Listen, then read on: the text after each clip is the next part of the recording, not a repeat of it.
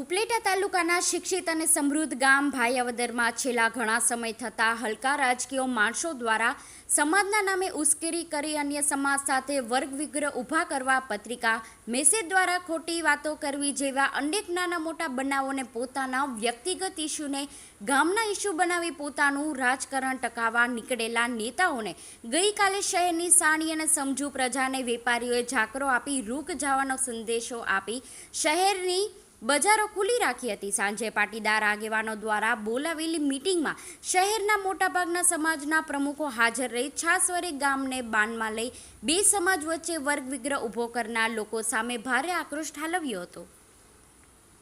થોડાક દિવસો પહેલા નયનભાઈ જીવાણી દ્વારા ભાયાવદરની શાંતિને દોડવાનો પ્રયાસ કરેલો। તેને બનાવની હકીકત એવી છે કે હાર્દિકભાઈ રાવલ અને આ નયનભાઈ જીવાણી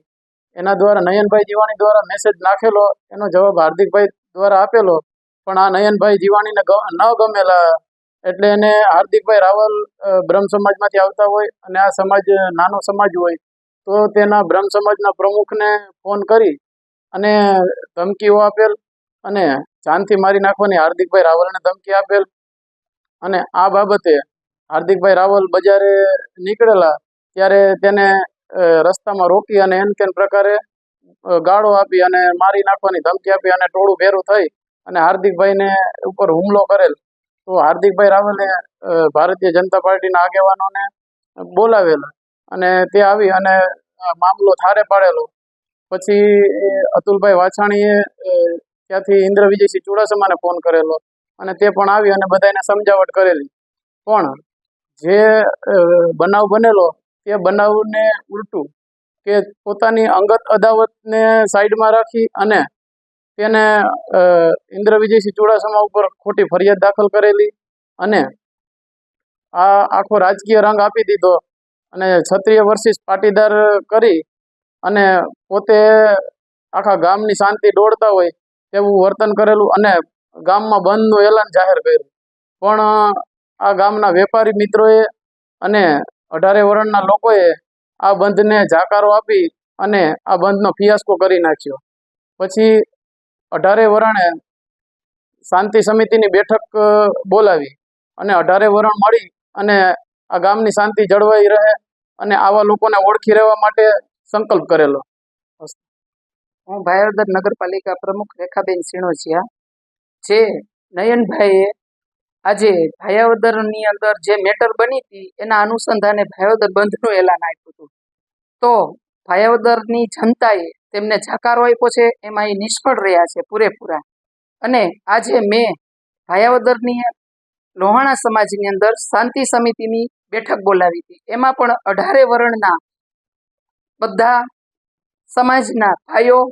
ખૂબ મોટી સંખ્યામાં હાજર રહ્યા અને ખૂબ અમને સપોર્ટ મળ્યો છે।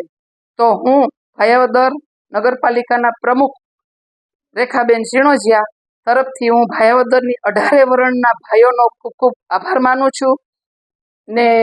ભાયાવદરના વેપારી ભાઈઓ અને ખેડૂત વર્ગ જે પણ હોય એમનો હું ખૂબ ખૂબ દિલથી આભાર માનું છું।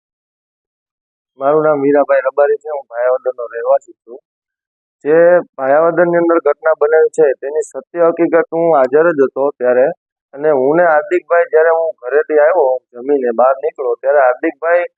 બાલાજી હોટલની સામે બાકડા પડેલ બેઠેલા હતા, એટલે અમે બે મિત્ર છે તો અમે બે કીધું કે હાલ ગામમાં માવો બાવો ખાઈ આવી। એટલામાં અમે બે જાતા હતા તો સીજી કોલ્ડ્રિંકની બાજુમાં બાકડા હતા, ત્યાં નયનભાઈ જીવાણી અને સંજયભાઈ પરમાર એ બંને બેઠેલા હતા। તો મારે નયનભાઈની પૈસાની લેતી દેતી હતી તો મેં ત્યાં નયનભાઈને જોઈ જતા ગાડી ઊભી રાખી અને નયનભાઈને બોલાવેલા કે નયનભાઈ આપણે હવે પૈસાની વાતચીત કરેલી હતી તે મને ટાઈમ થઈ ગયો છે, તો એને ઉશ્કેરાણી કરી કે તું પૈસા માટે નથી આવ્યો, તારા પૈસા તને મળી જશે, પણ હાર્દિકભાઈના હું ટાટિયા ભાંગી નાખીશ, એને કે મારી માફી માગી લે મેસેજ નાખીને જાહેરમાં, બરોબર।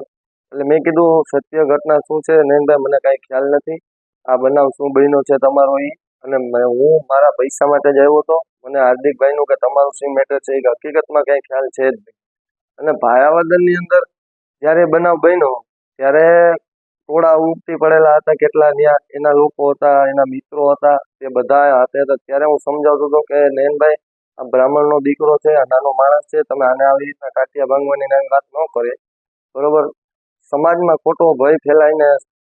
નાનો સમાજ છે તો એના તમે પ્રમુખને તમે કોલ કરેલા, પછી આવી બધી વાતચીત મને કરેલી, એટલે મેં હાર્દિકને કીધું તું ભાઈ બોલમાં કાંઈ, તું આમ સાઈડમાં વયો જા. એટલામાં એ લોકો આવી ગયા અને આથા જપાઈ થઈ બધી. પછી હકીકત એવી છે કે જે અમે બે હાજર હતા અને એને ને હાર્દિકભાઈને જે પ્રશ્ન હતો, તો ખરેખર હાર્દિકભાઈ ઉપર એને એફઆઈઆર કરવાની હોય, એના બદલામાં એને બીજા લોકો માથે જ એફઆઈઆર કરી દીધી છે. તમે જોવા જાઓ પોલીસ સ્ટેશન, અને પોલીસની આમાં તપાસમાં ખરેખર એને નિયત કરી અને બધા લોકોને એક સમાન માનીને જ તપાસ કરવી જોઈએ અને એફઆઈઆર દાખલ કરવી જોઈએ. પોલીસની પણ એમને એફઆઈઆર દાખલ કરે તે માન્ય ન ગણાય. એક રીતે તમે જોવા જાવ તો કે એને તો બધાના નામ જેમાં આને લખાવ્યા એ પ્રમાણે લખી લીધા, કારણ કે સીસીટીવીમાં તમે જોઈ શકો છો, ત્યાં સીજી કોલ્ડિંગમાં છે, બીજા ઘણા સીસીટીવી ત્યાં તમને મળી રહેશે તો તમે ખ્યાલ આવે. અને બીજા નંબરની વાત એ હતી કે આ વ્યક્તિગત જે મેટર હતી હાર્દિકભાઈની, નયનભાઈ જીવાણીની, તે કોઈ સમાજને લઈ જવામાં આવી, વેપારી ભાઈઓને બંધનું એલાન જબરજસ્તી કરાવવામાં આવ્યું, એની મીટિંગ બોલાવવામાં આવી. ખરેખર તમે જોવા જાવ કે કોઈ વેપારી ઉપર આપત્તિ આવી હોય કે કોઈ પાનના ગલ્લાવાળો, અનાજ કરિયાણાવાળો, કોઈ પણ વેપારી હોય,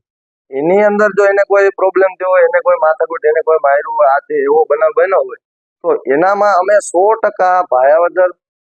ના આપણે પાટીદાર આગેવાન અમારા પ્રમુખ ભાયાવદર નગરપાલિકાના રેખાબેન સિનોદિયા છે, અતુલભાઈ વાસાણી છે કારોબારી, પછી સજ્જુભાઈ માકડિયા છે, અમારા ભાજપના પ્રમુખ ધવલભાઈ ધમસાણિયા છે, આ બધા અમે ટેકો આપવા તૈયાર છે. ભાયાવદરના વેપારી એસોસિએશનને કે કોઈ પણ વેપારીને કાંઈ પ્રોબ્લેમ આવે તો અમે રમેશના માટે એના સાથે છીએ ને 100% અમે એને બંધનું એલાન અમે કરાવી દઈશું. અને હકીકતની અંદર આ જે મેટર છે તે બે વ્યક્તિની હતી, ના સમાજ દરજ્જે લઈ જવામાં આવી છે. એટલા માટે